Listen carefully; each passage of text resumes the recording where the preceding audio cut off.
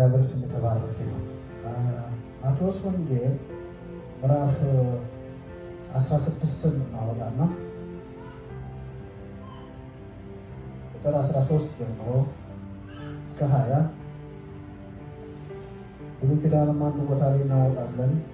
ሆሴዕ ምዕራፍ 6 ሁለቱን አንብበን ነው ዛሬ አዲስ ርዕስ ነው።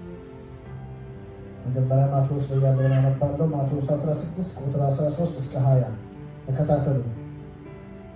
በጌታ በኢየሱስ ስም አነባለሁ። ኢየሱስ ፊልጶስ ቂሳርያ ወደ ተባለው ግዛት በደረሰ ጊዜ ደቀ መዛሙርቱን ለመሆኑ ሰዎች የሰው ልጅ ማን ይሉታል? ማን ነው ይላሉ ብሎ ጠየቃቸው። እነርሱም አንዳንዶቹ መጥምቁ ዮሐንስ፣ ሌሎቹ ኤልያስ፣ ሌሎቹም ደግሞ ኤርምያስ ወይም ከነቢያት አንዱ ነው ይላል አሉት። እርሱም እናንተስ እኔን ማንን ትሉኛላችሁ አላቸው። ስምዖን ጴጥሮስም አንተ ክርስቶስ የሕያው እግዚአብሔር ልጅ ነህ በማለት መለሰለት። ኢየሱስም እንዲህ አለው፣ የዮና ልጅ ስምዖን ሆይ ምስጉን ነህ፣ ይህንን የገለጠልህ በሰማይ ያለው አባቴ እንጂ ሥጋና ደም አይደለም። አንተ ጴጥሮስ ነህ፣ በዚህች ዓለት ላይ ቤተ ክርስቲያንን እሠራለሁ፣ የገሃነም ደጆች አያሸንፏትም። የመንግሥተ ሰማያትን መክፈቻዎች እሰጥሃለሁ። በምድር ያሰርከው ሁሉ በሰማይ የታሰረ ይሆናል፣ በምድርም የፈታው ሁሉ በሰማይ የተፈታ ይሆናል። ቀጥሎም እርሱ ክርስቶስ መሆኑን ለማንም እንዳይናገሩ ደቀ መዛሙርቱን አዘዛቸው ይላል። አሁን ሆሴዕ ምዕራፍ 6 ታወጡልኝና ሁለቱን በጋራ አንብቤ መናገር ስለፈለግኩ ነው። ሆሴዕ ምዕራፍ 6 ቁጥር 3 ሆሴዕ ምዕራፍ 6 ቁጥር 3 ምን ይላል? እግዚአብሔርን እናውቀው፣ የበለጠ እናውቀውም ዘንድ አጥብቀን እንከተለው። እንደ ንጋት ብርሃን በእርግጥ ይገለጣል፣ ምድርን እንደሚያረሰርስ የበልግ ዝናብ እንደ ክረምትም ዝናብ ወደ እኛ ይመጣል። ስሙ የተባረከ እንጸልያለን። የዘላለም አምላክ እግዚአብሔር ሆይ በናዝሬቱ በጌታ በኢየሱስ ክርስቶስ ስም እጅግ አድርገን እናመሰግናለን። ስምህ የተባረከ ይሁን። አንተ በዚህ ስላለ እናመሰግናለን። ቃልህን ከፍተን አንብበናል። አንተ ደግሞ እግዚአብሔር ሆይ በቃልህ አልፈ ስለምትናገር የቃልህን ኃይል ሁሉ ስለምትሰጠን በኢየሱስ ክርስቶስ ስም እናመሰግናለን። ቃልህ ሕያው ነው፣ ዛሬ የሚሰራ እግዚአብሔር ሆይ በእኔ አልፈ እንድትናገር አንደበቴን እንድትዳስስ እግዚአብሔር ሆይ ማስተዋልን ሁሉ እንድትሰጠኝ በኢየሱስ ስም እንጸልያለን። ክፉ ለዘላለም የታሰረ ይሁን። እግዚአብሔር አባት ሆይ እናመሰግንሃለን። አካባቢውን ላንተ አስረከብንህ በኢየሱስ ክርስቶስ ስም አሜን። እግዚአብሔር አምላካችን እጅግ አድርገን እናመሰግናለን። ዛሬ እግዚአብሔርን ማወቅ በሚል ርዕስ ክፍል 1 ነው እንግዲህ የጀመርነው። ጌታ እንግዲህ እንዳለኝ እንደሰጠኝ ይቀጥላል። በሁለት ሳምንት፣ ለአንድ ሳምንት፣ ለሶስት ሳምንት አይታወቅም። እግዚአብሔር ስም የተባረከ። ኢየሱስ ክርስቶስ ጌታ። ብዙ ጊዜ ምስክርነት ስንመሰክር ለሰዎች ምን እንላለን? ሁለቱን ክፍል ማየታችሁ ከሆነ ማቴዎስ ወንጌል ላይ ያነበብነውንም ሆሴዕ ላይ ያነበብነውንም እግዚአብሔርን ስለማወቅ ነው የሚናገር እና ከዛ በመነሳት ነው እንግዲህ እግዚአብሔርን ማወቅ ብዬ ርዕስ የሰጠሁት። ስለዚህ ብዙ ጊዜ ስንመሰክር ምን እንላለን? ጌታ ኢየሱስን ታውቃለህ እንላለን። ጌታ ኢየሱስ ክርስቶስን ታውቀዋለህ እንላለን። ትክክለኛ ጥያቄ ነው፣ እንደዛ ይባላል። እና ግን ብዙ ጊዜ እንደዛ ሲባል ሰዎቹ ብዙ ጊዜ ሲናደዱ አጋጥሟቸው ሊያውቅ ይችላል። ምክንያቱም እነሱ በጀኔራል እውቀት ስለሚወስዱት ጌታ ኢየሱስ ክርስቶስን እንዴት ታውቀዋለህ ተብሎ ይጠየቃል። እሱንም ማያውቅ አለ ወይ ይላል። እሱንም ማያውቅ አለ ወይ? ምክንያቱም ጌታ ኢየሱስ ክርስቶስ የሚታወቅባቸው ትልቅ በዓላቶች አሉት። አሁን ክርስማስ እየመጣ ነው። የእሱ ልደት ነው። ክርስማስን አውቆም ተረድቶትም ገብቶትም የሚያመልከው ወይም ደግሞ ዝም ብሎ ጀነራል እውቀትም የሚያመልክ የሚል አለ፣ ሰለብሬት የሚያደርግ እና ይሄ አሁን ጌታ የሚታወቅበት አንደኛው በዓል ነው። ጌታ ኢየሱስ ክርስቶስ ወደዚህ ምድር የመጣበት በዓል ነው። ሁለተኛው ሌላኛው ፋሲካ ነው፣ ሞቱና ትንሣኤው። ስለዚህ እነዚህ የሚታወቁበት የጌታ ኢየሱስ መታወቂያ በዓሎቹ ናቸው እና ክርስማስ አሁን ብታየው አሁን በዚህ ሰዓት እንደውም ማርኬቱ በቃ የኢየሱስ ክርስቶስን የልደት በዓል ሸፍኖታል። አይመስላችሁም? ሸፍኖታል። አሁን በክሪስማስ ትሪ፣ በቸኮሌቶች፣ በተለያዩ አበባዎች በቃ አሁን ይሄ በተለይ ዲሰምበር ወር ደንበኛ የቢዝነስ ወር ሆኗል። ደንበኛ በቃ ለዚህ በንግዱ ዓለም ለተሰማሩ ሰዎች ከፍተኛ በቃ ትርፋማ የሚሆኑበት ወራቸው እና ኢየሱስ ክርስቶስ ወደዚህ ምድር የመጣበት ዓላማ በሌላኛው እንደውም ተሸፍኗል። በቢዝነሱ ተሸፍኗል፣ በንግዱ ተሸፍኗል። አንድ ምሳሌ አነጋገር ሰምቼ ነበርና እሱ ትዝ ስላለኝ ልናገር። አንድ ወጣት ባልና ሚስቶች በሀብት የበለጸጉ እና ለልጃቸው ለመጀመሪያ ልጃቸው ልደት በርዝደይ ሊያከብሩ ትልቅ ግብዣ አድርገዋል እና ትልቅ ግብዣ አድርገው በቃ ሰው ሁሉ መጥቷል። ታዋቂ ሰዎች ስለሆኑ በቃ ከሰርግ ያልተናነሰ በርዝደይ ነው በዓሉ እና በጣም ሰው በቃ ይበላል፣ ይጠጣል፣ ይጨፍራል። በቃ ነገሩ በጣም ተጧጡፋ እና ወደ መጨረሻ አካባቢ ላይ እንግዲህ የተሰበሰቡበት ዓላማው የልጅቷ በርዝደይ ነውና አሁን ኬክ ይቆረስ፣ ሻማው ይብራ ተብሎ ልጅቷን አቅርቧት ተባለ። ልጅቷ ስትፈለግ የለችም። የስንት ዓመት እንደሆነች አላስታውስም፣ የ5 ዓመት ትመስለኛለች። እና ልጅቷ ስትፈለግ የለችም። ያ ሁሉ ጩኸት፣ ያ ሁሉ ግብዣ፣ ያ ሁሉ ግርግር ሪዝኑ ልጅቷ ነች። ልጅቷ ግን የለችም። አሁን ጩኸቱ ቆመ፣ ሙዚቃው ቆመ፣ ሰው ሁሉ እያንዳንዱ ፍለጋ ገባ። መጨረሻ ልጅቷ ስትፈለግ አንድ ከሷ እኩያ ጋር ሆነው የሆነ ክፍል ውስጥ ገብተው ይጫወታል። አያችሁ፣ ሰዎቹ ለልጅቷ አቴንሽን የሰጣት ሰው የለም። ያ ሁሉ ግብዣ ግን ለማን ነው? ለልጅቷ ነው። ነገሩ በግርግሩ ግን በቃ ልጅቷ ተረሳች። አሁንም የክርስማሱ ክርስማስን በተመለከተ የሚደረገው የንግድ መጧጧፍ ኢየሱስን የመጣበትን ዓላማ ያስረሳ ይመስላል።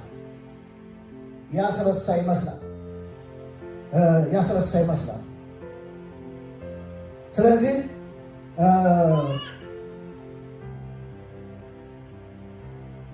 ዛሬ እግዚአብሔርን ማወቅ በሚል ርዕስ ነው የምንነጋገረው። ኢየሱስ ክርስቶስ ጌታ ነው። ጌታ እግዚአብሔር አምላክ የተመሰገነ ይሁን። ሰዎች ግርግሩን ትተው ለግርግሩ ምክንያቱ ምንድን ነው? ለዚህ ቢዝነስ ሪዝኑ ማን ነው ቢባል ኢየሱስ ክርስቶስ እንደሆነ ይታወቃል። አሁን ከንግድ ባለፈ ኢየሱስ ክርስቶስን ማምለክ ይችሉ ነበረ። በጣም የሚገርመው ደግሞ ከሁሉም የሚገርመኝ ነገር ቢኖር ቸኮሌቱ ይሸጣል፣ እንደ ጉድ ነው የሚሸጠው። ክርስማስ ትሪው እንደ ጉድ ነው የሚሸጠው። አበባዎቹ እንደ ጉድ ነው የሚሸጠው። ቤተ ክርስቲያን ራሷ ደግሞ ክርስማስ ትሪውን እየገዛች መድረክ ላይ መትከሏ ነው የሚገርመኝ። አሁን ታያላችሁ። በተለይ አበሾችም ለምደነዋል። አሁን እየተለመደ መጥቷል። በነጮች ቸርች ውስጥ በቃ ክርስማስ ትሪ መድረኩ ላይ ይተከላል። አበባ ይጠመጠምበታል።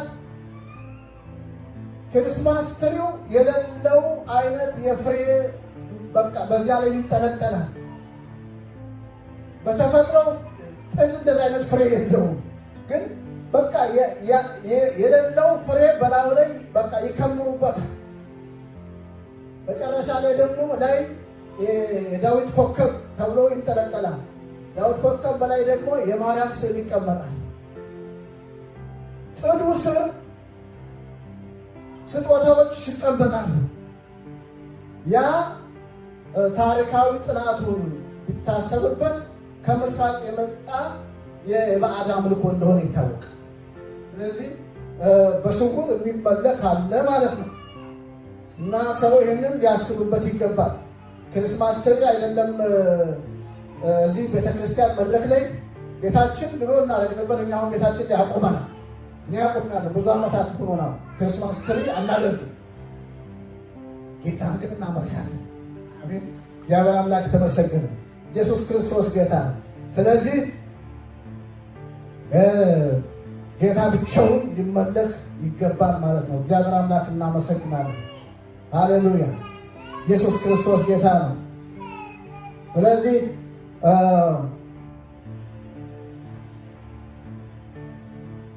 ከሩቅ ምስራቅ የመጣ የባዕድ አምልኮ ነው። ቤተክርስቲያን ያንን አውቃ ያንን ተረድታ ልታወግዘው ይገባል እንጂ እሷም ተከተላ ልታመልክ አይገባም። እግዚአብሔር አምላክ የተመሰገነ። ኢየሱስ ክርስቶስ ጌታ ነው። ወደ ዋና ሀሳብ ስመለስ ወደ ማቴዎስ ወንጌል ትንሽ መቆየት እፈልጋለሁ። ማቴዎስ ወንጌልን ደግማችሁ አውጡልኝና በኋላ ወደ ሆሴ እመለሳለሁ። ጌታ ኢየሱስ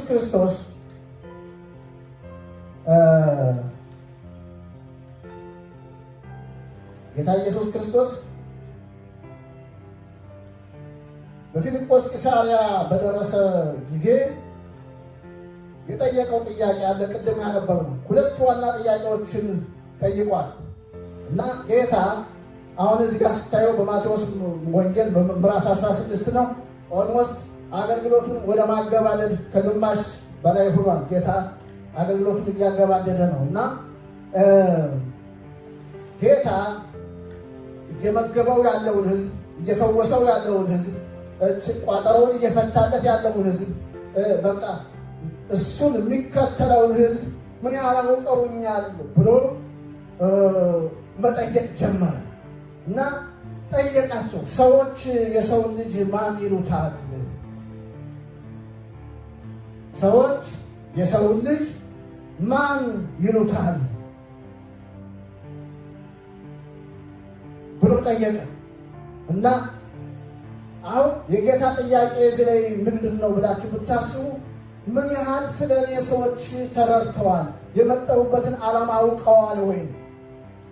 እኔ አሁን እየፈወስኳቸው ነው፣ እየመገብኳቸው ነው። ከዚህ ያለፈ ግን ዓላማ አለው ጌታ። የመጣሁበት ዓላማ ሰው ገብቶታል ወይ? ሰዎች ስለ እኔ ምን ይላሉ ብሎ ሲጠይቅ እንመለከታለን እና በጠየቀው ጥያቄ መሰረት ደቀ መዛሙርቱ የሰጡት መልስ ደግሞ አራት አይነት መልስ ነው።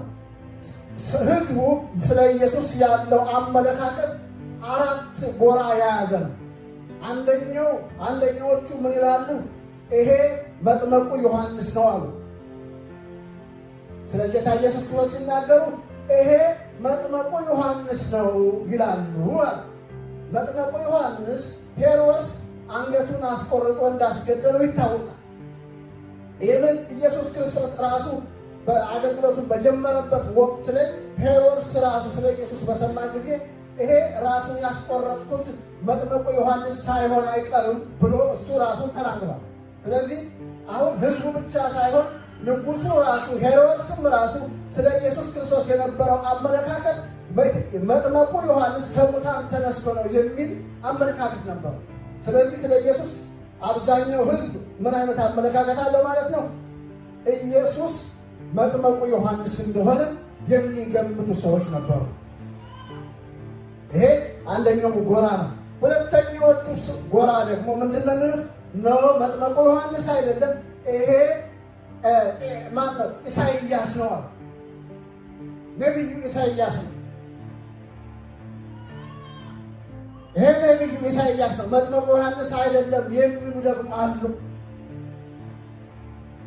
ሌሎች ደግሞ ሶስተኛዎቹ ጎራዎች ደግሞ ዮሐንስም አይደለም ኢሳይያስም አይደለም፣ ይሄ ኤርምያስ ነው ይላል። ነቢዩ ኤርምያስ ነው። ሌላ አራተኛ ጎራ ደግሞ መጥመቁ ዮሐንስም አይደለም ኢሳይያስም አይደለም ኤርምያስም አይደለም፣ ግን አንድ ነገር የገባን ነገር አለ። ሶስቱንም አይደለም፣ ይሄ ግን ከነቢያት አንዱ እንደሆነ ገብቶናል። ዝም ብሎ ተራ ሰው እንዳልሆነ ገብቶናል። ከነቢያት አንዱ ነው የሚሉ ነበሩ እና አራት አይነት ጎራ ይዘው ኢየሱስን የሚከተሉ ሰዎች ነበሩ። ኢየሱስ አሁን ገባው። ያ እየተከተለ ያለ ሕዝብ ኢየሱስን እንዳላወቀው ገቡ። የመጣበትን ዓላማ እንዳላወቁት እንዳልተረዱት ገቡ እና በኋላ ይሄ ሕዝብ ኦኬ እናንተ ከዚህ ሕዝብ መካከል የመረጥኳችሁ 3 ዓመት ተኩል ሌላው በምሳሌ ሲነገረው ምሳሌውን የተረጎምኩላችሁ ለብቻችሁ ያስተማርኳችሁ ዓላማ ያስቀመጥኩባችሁ ሰዎችስ እናንተ ራሳችሁ ስለኔ የምትላላችሁ አላችሁ። አሁን ትንሽ ጊዜ የተጨነቁ ይመስለኛል።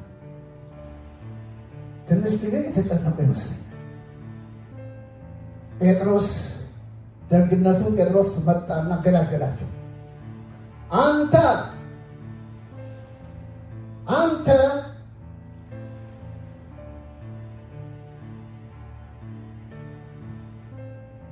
ይሄው እግዚአብሔር ልጅ ክርስቶስ ኢየሱስ ነህ አለው። አንተ ይሄው እግዚአብሔር ልጅ ክርስቶስ ኢየሱስ ነህ አለው።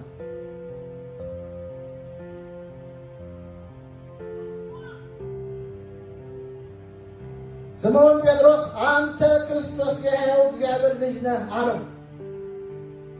ሌሎቹ ያን ጊዜ በረዥሙ ተንፍሰው ገላገለን ሳይሉ አይቀሩም። ጌታ ኢየሱስ ክርስቶስ ግን ምን አለው? የዮና ልጅ ስምዖን ሆይ ምስጉን ነህ። ሃሌሉያ! እግዚአብሔር ይመስገን። ምስጉን ነህ። ይህንን የገለጠልህ በሰማይ ያለው አባቴ ነው እንጂ ሥጋና ደም አይደለም። አንተ ጴጥሮስ ነህ። ጴጥሮስ ነህ። በዚህ ዓለም ላይ ቤተ ክርስቲያንን እሰራለሁ፣ የገሃነም ደጆችም አልችሏትም። ሃሌሉያ! እግዚአብሔር አምላክ ተመሰገነ። ስምዖን ማለት ሸምበቆ ማለት ነው። ሸምበቆ ደግሞ ታውቃላችሁ ወዲና ወዲህ በቀላሉ የሚወዛወዝ ነው። ንፋስ የሚያወዛውዘው ሁሉ ነገር የሚያወዛውዘው መቆም የማይችል ምንም አቅም የሌለው ነገር ነው ሸምበቆ። ኖ አንተ ከዚህ በኋላ ስምዖን ሳይሆን ጴጥሮስ ነህ። በዚች ዓለት ላይ ደግሞ ቤተ ክርስቲያንን እመሰርታለሁ። ያ በዚች ዓለት ላይ ማለት ምንድን ነው? አሁን በመጣል እውቀት ላይ፣ አሁን በተረዳው እውቀት ላይ፣ አሁን ባወቀው እውቀት ላይ ቤተ ክርስቲያንን እመሰርታታለሁ። የገሃነም ደጆችን ደግሞ አይችሏትም። ሃሌሉያ! እግዚአብሔር አምላክ የተመሰገነ። ኢየሱስ ክርስቶስ ጌታ። አሁን በተረዳበት መረዳት፣ አሁን ባገኘው መገለጥ፣ በዚህ እውቀት ላይ ቤተ ክርስቲያንን እሰራለሁ። ከዚያ የገሃነም ደጆች አይችሏትም። ሃሌሉያ! የእግዚአብሔር ስም የተባረከ ይሁን። ኢየሱስ ክርስቶስ ጌታ። ሃሌሉያ! እግዚአብሔር አምላክ የተመሰገነ ይሁን። ኢየሱስ ክርስቶስ ጌታ ነው። በዚሁ አጋጣሚ ስለ ቤተ ክርስቲያን ትንሽ ተናግሬ ማለት እፈልጋለሁ። ቤተ ክርስቲያን የክርስቶስ ነች። ብዙ ጊዜ የቤተ ክርስቲያኑ መስራች ወይ መሪው የገሌ ቤተ ክርስቲያን ይባላል። ስም አለ ቤተ ክርስቲያን፣ እያንዳንዱ የገሌ ቤተ ክርስቲያን የገሌ ቤተ ክርስቲያን ይባላል።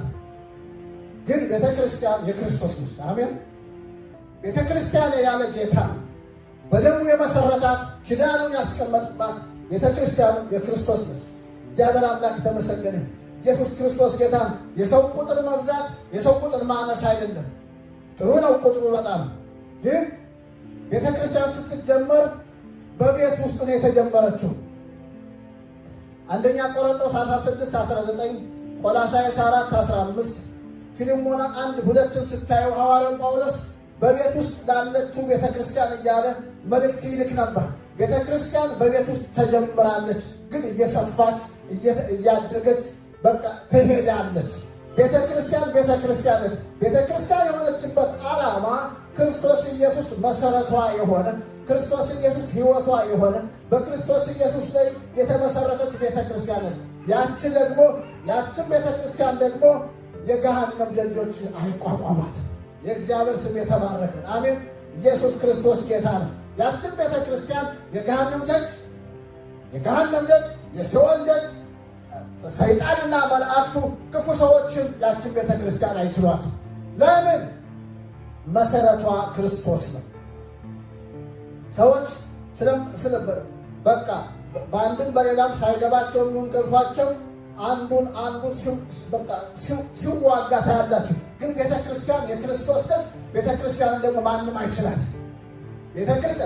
በክርስቶስ ኢየሱስ የተመሰረተ ቤተ ክርስቲያን ፈጽሞ ትገፋ ትችላለች፣ ትንገዳገድ ትችላለች፣ ግን አትወድቅም። ትገፋ ትችላለች፣ ግን አትጣልም። ፈጽሞ አትወድቅም ቤተ ክርስቲያን። የእግዚአብሔር ስም የተባረከ ነው። ኢየሱስ ክርስቶስ ጌታ ነው። ለምን? መሰረቷ ክርስቶስ ነው። የማዕዘን ድንጋዩም ክርስቶስ ኢየሱስ ነው። ስለዚህ አትወድቅም እና በዚሁ አጋጣሚ ይህንን ልናገር ብዬ ነው። እግዚአብሔር አምላክ የተመሰገነ።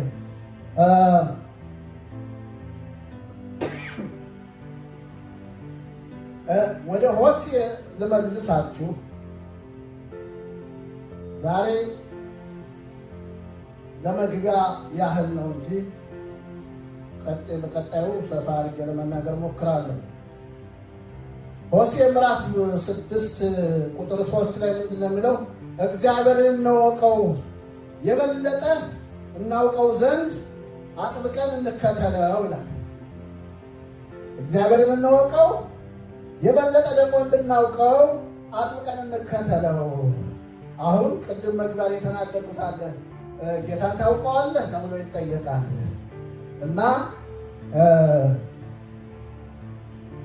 የግል አዳኙ እንደሆነ ፐርሰናሊ ጀነራል እውቀት ሳይሆን የግሉ አዳኙ አድርጎ ተቀብሏል ወይ? አውቆታል ወይ? ስለ ኃጢአቱ እንደሞተለት የእሱን ዕዳ እንደከፈለለት አውቋል ወይ ብለን መጠየቃችን ነው።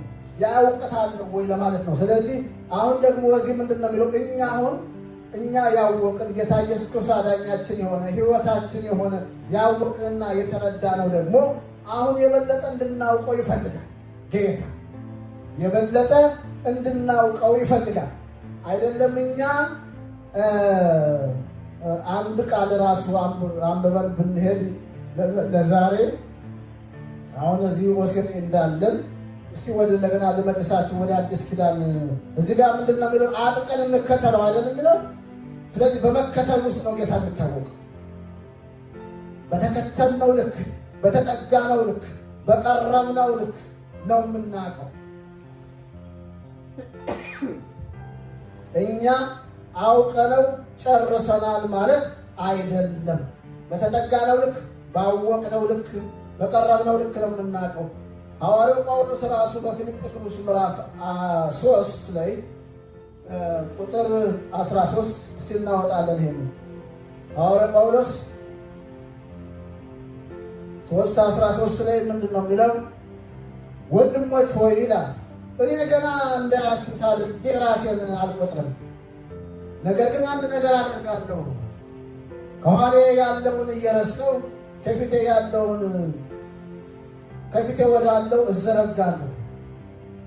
እግዚአብሔር በክርስቶስ ኢየሱስ ወደ ላይ ስለጠራኝ ሽልማት ለመቀዳጀት ወደ ግቡ ፈጥናለሁ ይላል እና አሁን ሐዋርያው ጳውሎስ ሦስተኛው ሰማይ ደርሶ እንደመጣ ሰው ሊረዳው የማይችለው ቋንቋ ሰብኮ እንደመጣ እናውቃለን። እሱ ራሱ ይናገራል። በሥጋ ልሁን በመንፈስ አላውቅም ግን እያለ ይናገራል። ሄዶ እንደመጣ ይናገራል። እሱ እንኳን ላይ ደርሶ ሰው ሊረዳው የማይችለውን ነገር አይቶ የመጣ ሰው ገና እንዳልያዝኩት እቆጥራለሁ ይላል።